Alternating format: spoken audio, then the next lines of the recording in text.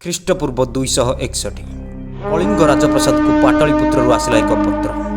ପତ୍ରରେ ସନ୍ଦେଶ ଥିଲା कि ମୁଁ ମୌର୍ଯ୍ୟ ସମ୍ରାଟ ଅଶୋକ ଆପଣଙ୍କୁ ଆହ୍ୱାନ କରୁଛି कि ଆପଣ ଆପଣଙ୍କ ସେନାଙ୍କ ସହିତ ମୋ ପାଖରେ ଆତ୍ମସମର୍ପଣ କରନ୍ତୁ। ମୁଁ ଆପଣଙ୍କୁ ଜୀବନ ଭିକ୍ଷା ଦେବି ଅଥବା ପରିଣାମ ଭୟଙ୍କର ହେବ। ଏହାର ଉତ୍ତରରେ କଳିଙ୍ଗରାଜ କହିଲେ, ମୁଁ କଳିଙ୍ଗରାଜ, କଳିଙ୍ଗ ମାଟିର ବୀର ସନ୍ତାନ। ପଛଘୁଞ୍ଚା ଦେବା ମୋ ଜାତିର ଜାତକରେ ନାହିଁ। ଯେକୌଣସି ପରିଣାମ ପାଇଁ ମୁଁ ଏବଂ ମୋ କଳିଙ୍ଗବାସୀ ପ୍ରସ୍ତୁତ। ମୁଁ ଏବଂ ମୋ ସେନା ଆମ ରକ୍ତର ଶେଷ ବିନ୍ଦୁ ପର୍ଯ୍ୟନ୍ତ ଲଢ଼ି ଆମ ଜନ୍ମଭୂମିକୁ ରକ୍ଷା କରିବୁ। ଏହା ଶୁଣି ସମ୍ରାଟ ଅଶୋକ ଅତ୍ୟନ୍ତ କ୍ରୋଧିତ ହୋଇପଡ଼ିଲେ ଏବଂ ସଙ୍ଗେ ସଙ୍ଗେ କଳିଙ୍ଗ ବିରୁଦ୍ଧରେ ଯୁଦ୍ଧ ଘୋଷଣା କଲେ। ଏହାପରେ ଆରମ୍ଭ ହୋଇଗଲା ଯୁଦ୍ଧ। ଏହି ଯୁଦ୍ଧ ଏତେ ଭୟଙ୍କର ଥିଲା ଯେ ଏହା କେବଳ ଓଡ଼ିଶା କି ଭାରତର ଇତିହାସ ନୁହେଁ, ବିଶ୍ୱ ଇତିହାସରେ ଲଗାଇ ଦେଇଗଲା ରକ୍ତର ଛିଟା। ଏହି ଯୁଦ୍ଧରେ ଏତେ ନରସଂହାର ହୋଇଥିଲେ ଯେ ଦୟା ନଦୀର ମଧୁର ଜଳ ହୋଇଯାଇଥିଲା ରକ୍ତ ବର୍ଣ୍ଣିତ। ତେବେ ଆସନ୍ତୁ ବନ୍ଧୁଗଣ, ଏହି ଭିଡ଼ିଓରେ ଜାଣିବା କାହିଁକି ଓ କିପରି ହୋଇଥିଲା କଳିଙ୍ଗ ଯୁଦ୍ଧ।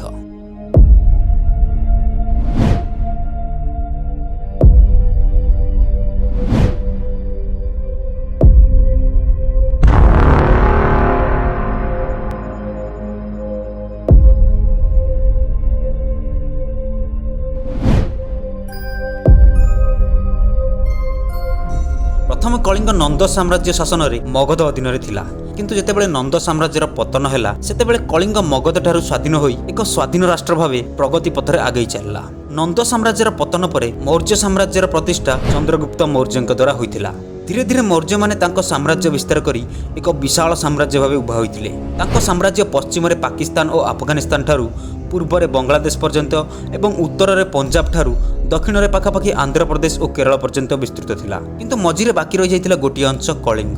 कलिंग जे कि एक उपकूलवर्ती राष्ट्र थिला एवं धन संपत्ति रे भरपूर थिला, धीरे धीरे शक्तिशाली हेबाकु लागितिला। कलिंगर लोक माने बहुत शांतिपूर्ण, साहसी एवं दक्षता संपन्न थिले। कलिंगर लोक माने एते दक्षतापूर्ण थिले कि कलिंग एही अंचलर प्रथम राष्ट्र थिला जे कि एक नौबाहिनीर गठन करथिला। कलिंग लोक माने वाणिज्य पई दक्षिण पूर्व एशिया को समुद्र पथरे यात्रा करथिले। सेही कारणरु कलिंग अनेक बंदर एवं एक दक्ष नौसेना विकास करिबारे सक्षम होइतिला। सेथिपई कलिंग उपरे नजर पड़िला चंद्रगुप्त मौर्यଙ୍କର। से कलिंग को मौर्य साम्राज्य सहित मिसाइबा पई इच्छा जाहिर कले एवं आक्रमण कले कलिंग को, किंतु कलिंग सेना द्वारा एहाकु प्रत्याख्यान करा जायतिला।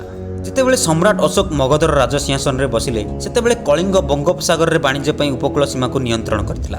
कलिंग मौर्य साम्राज्य पई विपद थिला। एहा मौर्य राजधानी पाटलिपुत्र एवं केंद्रीय भारतीय उपद्वीप रे थिबा संपत्ति मध्य रे जोगाजोग को बाधा देबार संभावना मध्य थिला। कलिंगर वाणिज्य कारबार सुदूर विस्तारी थिबा सह एहा आर्थिक रूपे बहुत स्वच्छल थिला। तेणु शांति और शक्ति पई अशोक ख्रीष्टपूर्व 261 रे तांको राज्य अभिषेकर अष्टम वर्ष रे कलिंग को आक्रमण करथिले। आउ एक थियोरी अनुसार मौर्य सम्राट अशोक कलिंगर कारबाकी नामक एक कन्या प्रति आकृष्ट होइतिले एवं ताकू पाइबा पई कलिंग आक्रमण करथिले। एहा कलिंग युद्धर अन्य एक कारण बोली अनेक ऐतिहासिक मत दियंती। एही युद्धटी धौली पहाड़ रे दयानदी कूल रे लड़ा जाइतिला। एही युद्ध रे कलिंग सेनाबाहिनी रे प्राय 1.5 लाख सैनिक, 10,000 अश्वारोही एवं 700 हाथी थिबा बेले सामना रे थिला अशोकଙ୍କ 6 लाखर विशाल सेनाबाहिनी। एते विशाल सेनाबाहिनी को सामना रे देखि तिले भी मात्र विचलित होइनथिले आम कलिंग वीर माने। निज मातृभूमि की रक्षा करबा पई जोरदार टक्कर दैथिले अशोकଙ୍କ विशाल सैन्यबाहिनी को, किंतु अशोकଙ୍କ विशाल सेना आगरे शेषरे हारि जाइथिले आम कलिंग वीर माने। एही युद्ध रे कलिंगर 1 लाख लोक मृत्युवरण करथिबा बेले प्राय 1.5 लाख लोकଙ୍କୁ बंदी करा जाइथिला। समान 1 लाख संख्यक लोक मध्ये अशोकଙ୍କ सेनारू मृत्युवरण करथिले। विजय पर जेतेबेले सम्राट अशोक कलिंगर अवस्था देखिबा पई भ्रमण रे बाहरले एते मात्रा रे मर शरीर एवं रक्तपात देखि म्रियमाण होई पड़िले।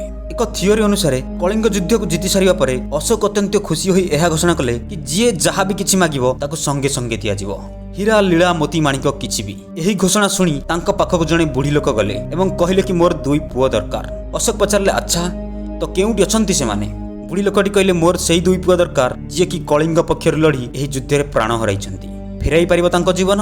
अशोक एहा सुनी स्तब्ध होई जाइथिले। अशोक निज 2 आखिरे एपरी रक्तपात देखिले एवं अनुभव कले जे एपरी भयावह दृश्य पई से निजे ही दायी। पूरा कलिंग लुंठन और नष्ट होई जाइथिला। अशोक युद्ध परर दृश्य देखि गभीर अनुताप और दुख प्रकाश कले। हिंसा प्रणोदित तरबार जय जय नुहे, मानव हृदय को जय करबा ही प्रकृत जय बोली अनुभव करी मौर्य सम्राट अशोक अस्त्र परित्याग कले। उपगुप्त नामक जड़े बौद्ध सन्यासी संस्पर्श में आसी अशोक बौद्ध धर्म ग्रहण कले। एहापर सत्य और अहिंसा बल से मानव हृदय को जय करने आत्मनियोग कले। एहापर से कलिंग को एक सुंदर राज्य भाव गढ़ी तोड़ले एवं निज साम्राज्य में मिसैथिले। वीडियो पसंद आसिथिले लाइक करंतु, कमेंट करंतु, शेयर करंतु एवं सब्सक्राइब करंतु आम चैनल फैक्ट बुक ओडिया को।